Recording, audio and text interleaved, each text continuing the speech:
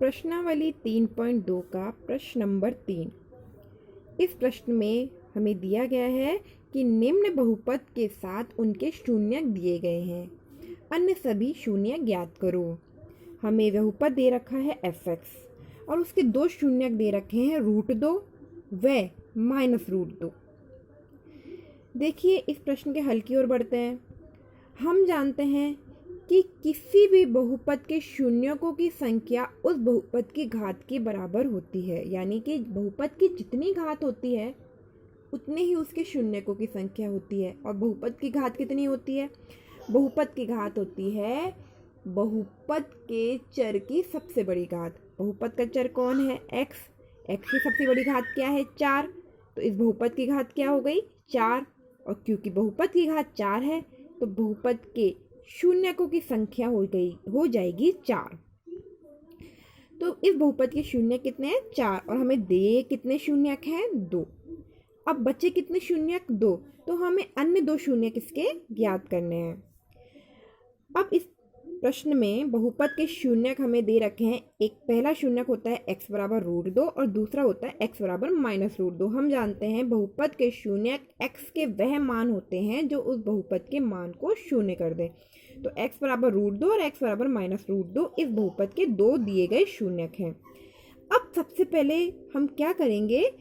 इस √2 का पक्षांतरण करेंगे, यानी इसको बाएं पक्ष में ले जाएंगे। तो यह प्लस का है, ये हो जाएगा माइनस का और यहाँ बच जाएगा 0। तो हमें एक समीकरण मिल जाएगा x -√2 बराबर 0। यही चीज़ इसमें करेंगे। x की जगह x -√2 का पक्षांतरण किया तो हो गया +√2 बराबर, यहाँ बच जाएगा 0। इन दोनों का जो शून्य के दो समीकरण मिले हैं, इन दोनों का गुणनखंड यदि करें, इन दोनों बहुपदों का गुणनखंड यदि करें तो जो हमें बहुपद मिलेगा वो हमें दिए गए बहुपद का एक गुणनखंड होगा। देखिए इस चीज़ को मैं इस तरीके से समझा सकती हूँ कि माना हमने 16 का गुणनखंड किया या 30 का गुणनखंड किया। ठीक है, करके देखें।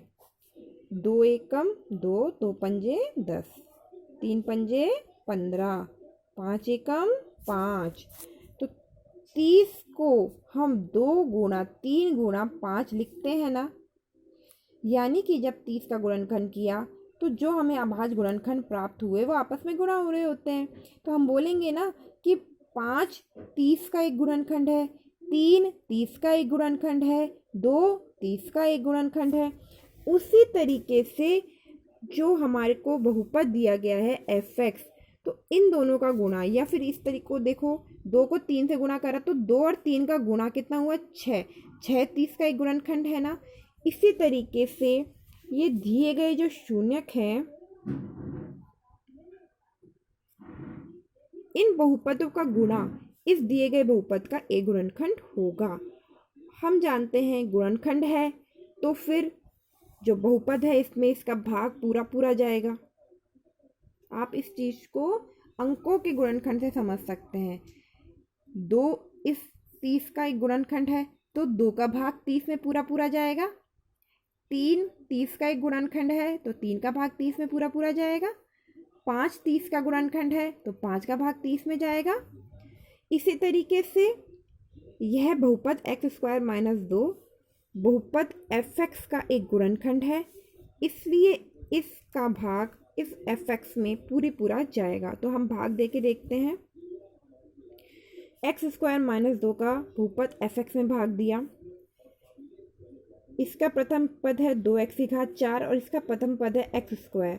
x² को 2x⁴ के जैसा व्यक्त करने के लिए हमें किस चीज़ की कमी है? हम देखेंगे 2 की कमी है और घात 2 की कमी है, गुणांक 2 की कमी है और x⁴ 2 की कमी है। तो हमने 2 लिख दिया और x⁴ 2 की कमी है तो x⁴ 2 भागफल में लिख दिया। इस तरीके से हमें 2x² प्राप्त हुआ। अब इस 2x² को हम इन दोनों पदों से गुणा करेंगे। गुणा करते हैं। x² को 2x² से गुणा करा तो आया 2 और x² × x² x⁴ 4 -2 को 2x² से गुणा करेंगे तो आएगा, माइनस को प्लस से गुणा करा माइनस, और ये होगा 2 दूनी 4 और एक्स स्क्वायर। देखो सबसे पहले चिन्हों को गुणा करते हैं, फिर अंकों को गुणा करते हैं, फिर चरों को गुणा करते हैं। तो -4x²। तो अब इस एक्स स्क्वायर को इस एक्स की घात 3 के नीचे नहीं लिखेंगे, एक्स स्क्वायर को एक्स स्क्वायर के पद के नीचे लिखेंगे। तो हम यहाँ लिख देंगे -4x²। भाग गुणा करना खत्म। अब हम घटाएंगे। घटाने के लिए चिन्ह उल्टे करते हैं, यह प्लस का है ये माइनस का हो जाएगा, ये माइनस का है तो ये प्लस का हो जाएगा। देखो यह प्लस का 2x⁴ है, इसमें से माइनस के 2x⁴ गया तो ये कट गया। यहाँ -3 के x⁴ के साथ कुछ भी हमने हल नहीं करा है तो ये ऐसा का ऐसा उतर जाएगा। यह माइनस के 3x² में से प्लस का 4x² घटेंगे तो प्लस का x² बचेगा, क्योंकि प्लस की संख्या बड़ी है ना। और ऊपर जो भी तुम्हारा भाजक है उसको उतार लिया, प्लस का 6x माइनस के 2। ठीक है, ये 2 है, ये यहाँ पे कुछ नहीं है, यहाँ थोड़ी सी मिस्टेक थी वो मैंने सही की है।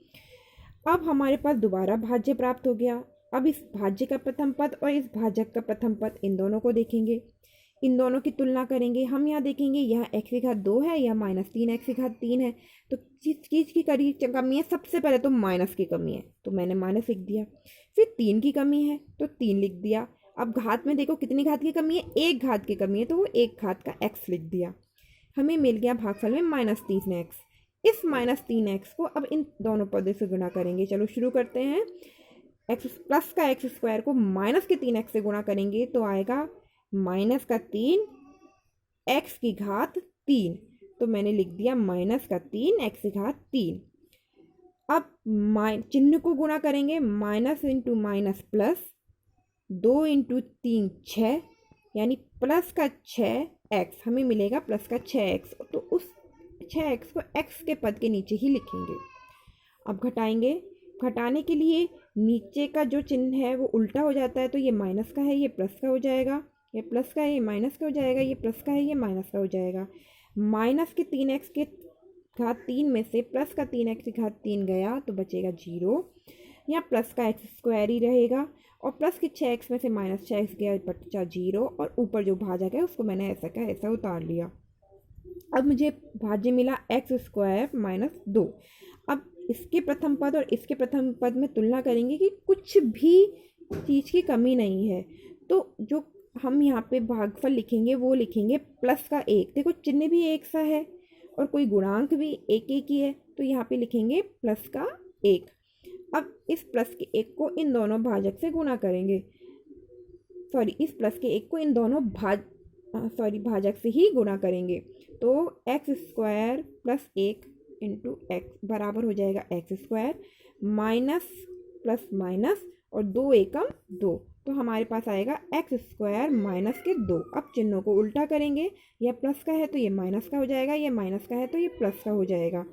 यह x² प्लस के x² में से -x² गया कुछ नहीं, और -2 + 2 बराबर हो जाएगा 0, तो शेषफल आ जाएगा 0। ठीक है, अब बहुपद के हमें गुणनखंड मिल जाएंगे। देखो मैंने आपने पिछले सवाल दूसरे में देखा कि यदि शेषफल 0 आ जाए तो जो ये gx है वो इस fx का एक गुणनखंड होगा, यानी कि इन दोनों का गुणा एक बहुपद बनाएगा।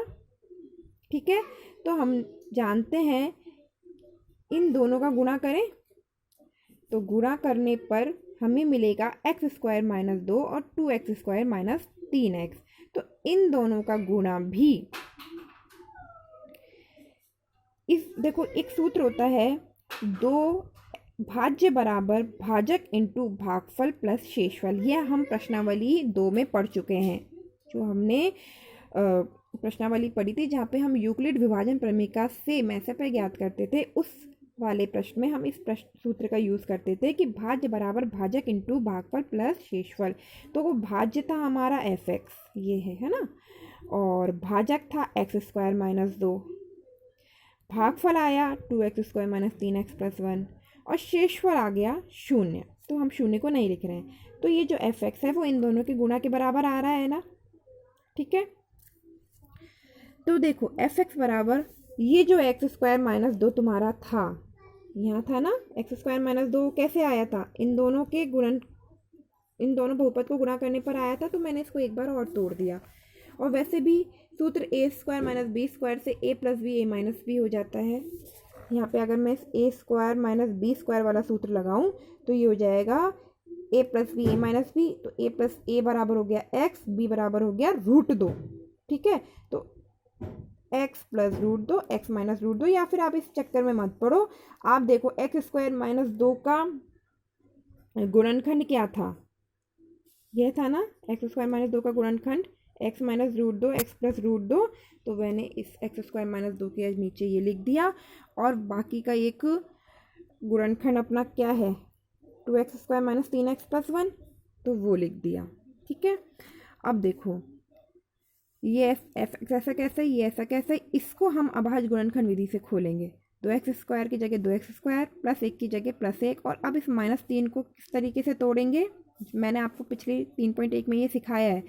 इन दोनों को गुणा करेंगे, आएगा 2, और इस 2 को इस तरीके से तोड़ेंगे कि जोड़ने या घटाने पर -1 आए। तो देखो 1 से गुणा करें, 1 दूनी 2, और 1 और 2 को जोड़ेंगे तो 3 आ रहा है ना, लेकिन हमें चाहिए -3, तो ये होगा -1 और -2, क्योंकि -1 और -2 को जोड़ेंगे तभी -3 आएगा। तो ये हमने यहाँ लिख दिया -3, x को लिख दिया -2x -x, 2 के जोड़े बनाएंगे, इस जोड़े में से 2x कॉमन निकाल लिया तो कोष्टक में बच गया x माइनस 1, इस जोड़े में से -1 कॉमन निकाला तो बचेगा x, क्योंकि कोष्टक के बाहर माइनस है तो अंदर का चिन्ह उल्टा हो जाएगा, -1 कोष्टक बंद, इसमें से आपको x माइनस कॉमन निकाल लिया और अंदर बच जाएगा 2x माइनस 1। इस तरीके से इस f(x) के चारों गुणनखंड हमें मिल गए। इन चारों गुणनखंडों को हम शून्य के बराबर करेंगे तो हमें मिल जाएगा x प्लस √2 से एक शून्य मिलेगा x माइनस √2, इस x माइनस √2 से एक शून्य मिलेगा x बराबर √2, 2x माइनस 1 बराबर 0 से हमें शून्य मिलेगा 2x बराबर 1, x बराबर 1 2, और x माइनस 1 बराबर 0 से हमें शून्य मिलेगा x बराबर 1।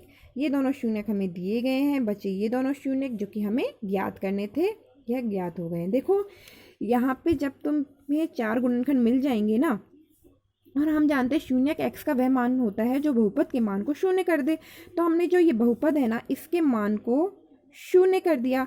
अब यह चारों का गुणा शून्य है, इसका मतलब इनमें से कोई ना कोई एक शून्य होगा, क्योंकि उस सूत्र से कि a और b का गुणा यदि 0 है तो उन दोनों संख्याओं में से कोई ना कोई एक संख्या 0 होगी। तो इन चारों में से भी कोई ना कोई एक संख्या 0 होगी। तो सबसे पहले हमने इसको 0 के बराबर लिखा, फिर इसको 0 के बराबर लिखा, फिर इसको 0 के बराबर लिखा, और फिर इसको 0 के बराबर लिखा। इस प्रकार इनको हल किया तो हमें 4 शून्य मिले, जिनमें से प्रश्न में 2 शून्य हमें दिए गए थे और 2 शून्य हमने ज्ञात कर लिए हैं। थोड़ा सा बड़ा सवाल है, लेकिन अगर आप इसको स्टेप बाय स्टेप समझोगे तो यह आपको कठिन नहीं लगेगा। बस इसमें समझने वाली बातें धीरे धीरे समझोगे तो यह सवाल आपको समझ में आ जाएगा।